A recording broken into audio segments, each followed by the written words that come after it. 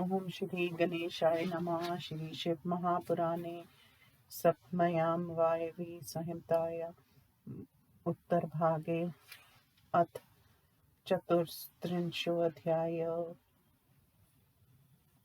उपमन्युरुवाच। नित्यानि मितिकात्कान्याध्या सिद्धिरीकीर्तिता सा सर्वा लभ्यते सद्यो लिङ्गवीरप्रतिष्ठया। सर्वो लिङ्गमयो लोकः सर्वं लिङ्गे प्रतिष्ठितम्। तस्मात् प्रतिष्ठिते लिङ्गे भवेत् सर्वं प्रतिष्ठितम्। ब्रह्मणा विष्णुना वापि रुद्रेणानेन केन वा लिङ्गप्रतिष्ठामृतमुत्सृज्य क्रियते स्वपदस्थितिः। किमन्यदिह वक्तव्यं प्रतिष्ठां प्रतिकारणं। प्रतिष्ठितं शिवेनापि लिङ्गे वैश्वक्षरं यथा। तस्मात् सर्वप्रयत्नेन परत्रेह च शर्मणे स्थापयेत् परमेशस्य लिङ्गवीरं थापि वा। श्रीकृष्णोवाच। किमिदं लिङ्गमाख्यातं कथं लिङ्गी महेश्वर। कथं च लिङ्गभावस्य कस्मादस्मिन् छवोच्यते। उपमन्युरुवाच।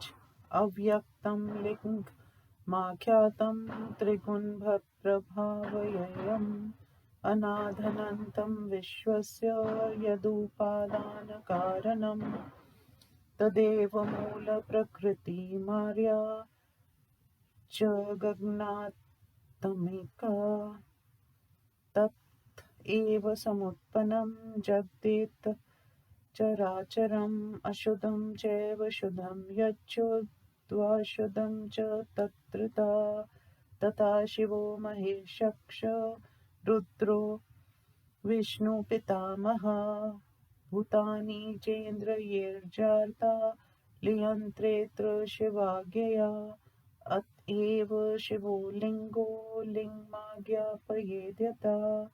यतो न तद्नाज्ञातं कार्यय प्रभवेत् स्वतः। ततो जातस्य विश्वस्य तत्रैव विलयो यथा। अनेन लिङ्गतातस्य भवन्यान् येन केनचित् लिङ्ग च शिवोर्देहस्याभ्यां यस्माधिष्ठितम्। अत्सत्र शिवासाम्भो नित्यमेव समर्चयते। लिङ्गवेदी महादेवी लिङ्गसाक्षान् महेश्वरः। तयोः सम्पूजनादेव सा च समार्शतो न तयोर्लिङ्गदेहत्वं विद्यते परमार्थतः। यत्सत्त्वेतो विशुद्धो तो देहस्तुपचारत तदेव परमा शक्ति शिवस्य परमात्मना। शक्तिराज्ञां यदा दत्ते प्रसूते तच्चराचरम्।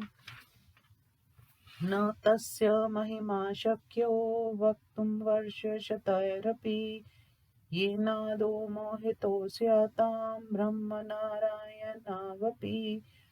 पुरा त्रिभुवनस्यास्य प्रलये समुपस्थिते। वारिष्यागतो विष्णु सुष्वपानकुलं सुखं यदृच्छया गतस्तत्र ब्रह्मलोकपितामहः। ददर्श पुण्डरीकाक्षं स्वपन्तं तमनाकुलं। मायया मोहिता शम्भो विष्णुमाह पितामहः।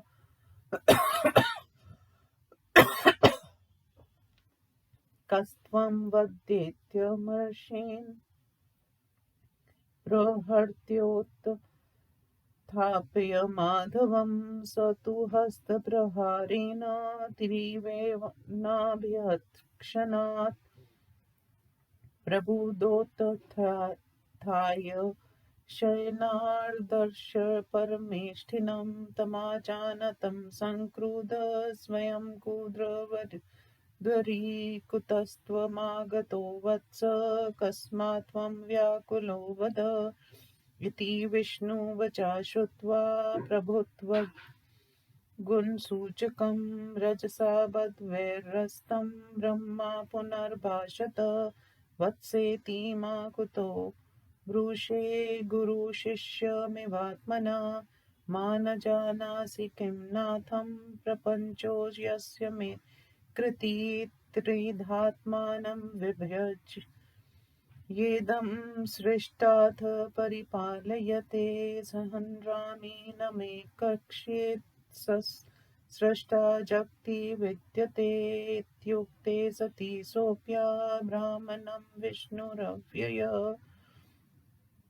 अहमेवादिकर्तास्य हर्ता च परिपालकः भवानपि ममेवाङ्गद्वतीर्न पुरव्ययात् मनियोगात्वमात्मानं त्रिधा कृत्वा जगत्त्रयं सृजस्य वसि जानते तत्पुनः प्रतिसृज्यस्यपि विस्मतोऽसि जगन्नाथं नारायणमनामयम् त्वापि जनकं साक्षान् मामेवं वमन्यसे त्वापराधो नास्तयत्र भ्रान्तोऽसि मम मायया मत्प्रसादादियं भ्रान्तिर्पैष्यति त्वाच्चिरात् शृणु सत्यं चतुर्वक्त्र सर्वदेवक्षरोऽयं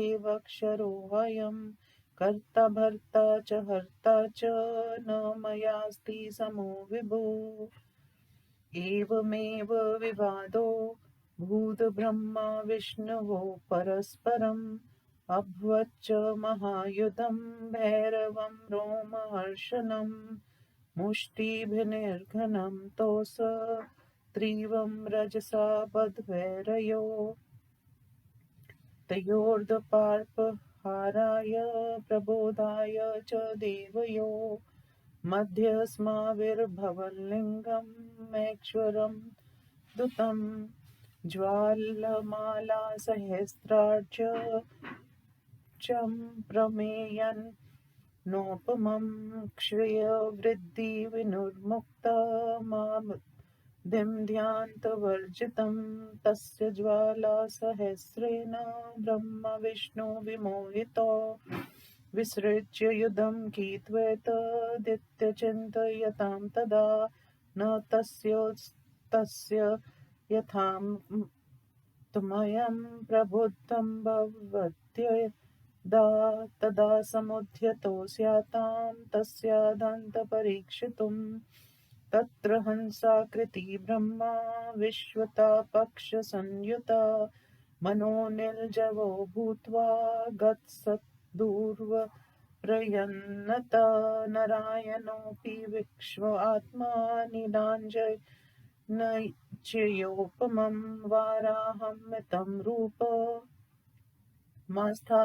गतवानदा एवं वर्षसहस्रं तु त्वरं विष्णुरुद्धोगत नापश्यदलमप्यस्य मूलं लिङ्गस्य सूकर तावत्कालं गतक्षोधर्वं तस्यान्तज्ञातुमिच्छया श्रान्तो त्वयन्तमृदृष्टान्तं पपाताद् पितामहः तथैव भगवान् विष्णु श्रान्तसंविघ्नलोचना कलेशेन महता तूर्ण मदस्तादुत्थितो भवत्समागत्वा थान्योन्यं विस्मयस्मेरवीक्षणो मायया मोहितो शम्भो कृतं न जग्मतु पृष्ठतापार्क्षतस्तस्य चाग्रतश्चित्स्थितावुभो प्रणिपत्य किमात्मेदमित्यचिन्तयतां तदा इति श्रीशिवमहापुराणे सप्तमयावायवीयसंहितायाम् उत्तरभागे हरिविधिमोहवर्णनं नाम चतुस्त्रिंशोऽध्यायः। हिंदी अनुवाद।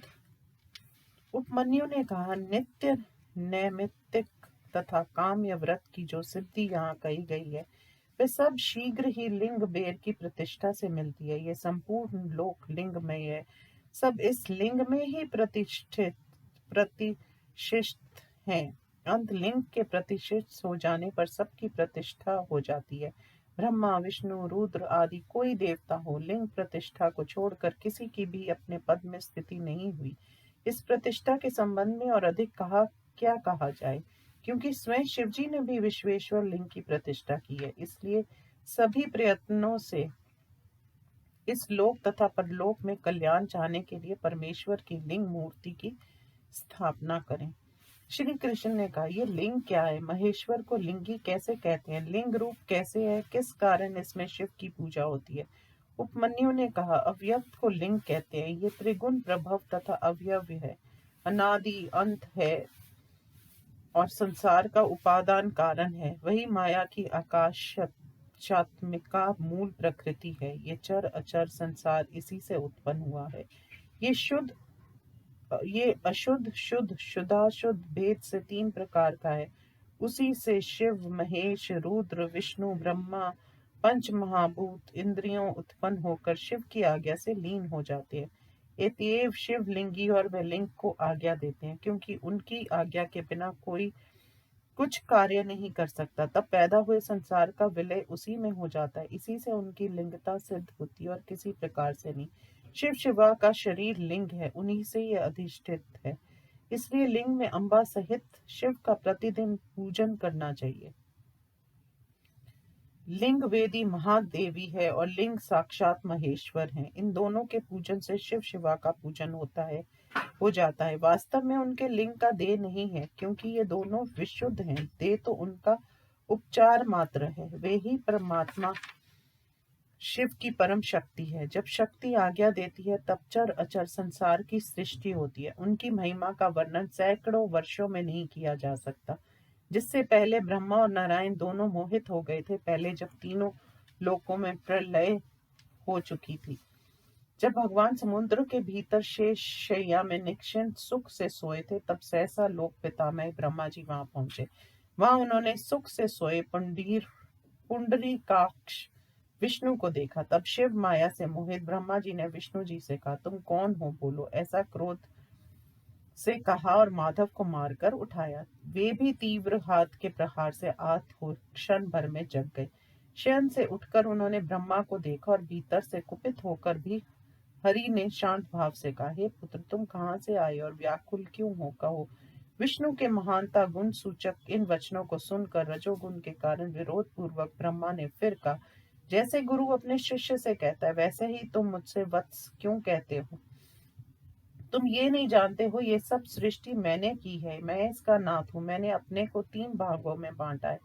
पहले सृष्टि की, अब उसकी रक्षा कर रहा हूँ, फिर संहार करूंगा। मेरा सृष्टा संसार में कोई नहीं है। ऐसा कहने पर अव्यय विष्णु ने ब्रह्मा से कहा, मैं ही सृष्टि का आदिकर्ता, पालक तथा विनाशक हूँ। आप भी पहले मेरे ही अव्यय अंग से अवतरित हुए हैं। मेरी ही आज्ञा से तुमने अपने को 3 भागों में बांटकर तीनों लोकों की सृष्टि की। अब पालन कर रहे हो, फिर संहार करोगे। तुम अनामय जगन्नाथ नारायण को भूल गए हो। तुम साक्षात अपने पिता का ऐसा अपमान कर रहे हो। इसमें तुम्हारा अपराध नहीं है। मेरी माया से तुम भ्रमित हो गए हो। तुम्हारा ये भ्रम मेरी कृपा से शीघ्र दूर हो जाएगा। हे ब्रह्मा, सुनो, मैं सभी देवताओं का स्वामी हूँ। मेरे समान ऐश्वर्यशाली कर्ता भरता हरता कोई नहीं है। इस प्रकार ब्रह्मा विष्णु का परस्पर विवाद हुआ। फिर भयानक रोमांचकारी महायुद्ध हुआ। रजोगुण से उत्पन्न वैर के कारण दोनों ने एक दूसरे के को मुट्ठियों से खूब मारा। उनके घमंड को नष्ट करने और देवताओं को बताने के लिए उन दोनों के बीच में जो हजारों ज्वालमालाओं से युक्त असीम और उपमा रहित एक अद्भुत शिवलिंग का आविर्भाव हुआ था, जो क्षय, वृद्धि तथा आदि मध्य अंत से रहित था। उसकी हजारों ज्वालाओं से ब्रह्मा विष्णु मोहित हो गए। युद्ध छोड़कर वे दोनों ये क्या है ये सोचने लगे। जब वे दोनों उसकी यथार्थता नहीं समझ सके, तब उसके आदि अंत की परीक्षा करने लगे। तब हंस की आकृति के ब्रह्मा दोनों ओर पंख युक्त होकर मन तथा वायु के वेग से ऊपर की ओर गए। विश्व आत्मा नारायण भी अपनी लीला से अंजन पर्वत के सदृश महावराह का रूप धारण कर पाताल हो गए। इस प्रकार 1000 वर्षों तक विष्णु नीचे को चले गए और वे उस लिंग का अंत नहीं पा सके। उतने ही समय तक ब्रह्मा उसका अंत जानने की इच्छा से ऊपर को गए। उसका अंत न देखकर थक कर वह नीचे चले आए। उसी प्रकार भगवान विष्णु भी थक कर चौंधिया हुई दृष्टि से बड़े कष्ट से शीघ्र ऊपर आए। वे दोनों आकर एक दूसरे को मुस्कुरा कर देखने लगे। शिव जी की माया से मोहित होकर उचित अनुचित भूल गए। कभी पीछे, बगल में तथा आगे वे दोनों खड़े होते रहे। प्रणाम करके ये क्या है, ऐसा उस समय वे सोचने लगे। इस प्रकार श्री शिव महापुराण में हरि विधि मोह वर्णन नामक 34वां अध्याय समाप्त। ओम नमः शिवाय।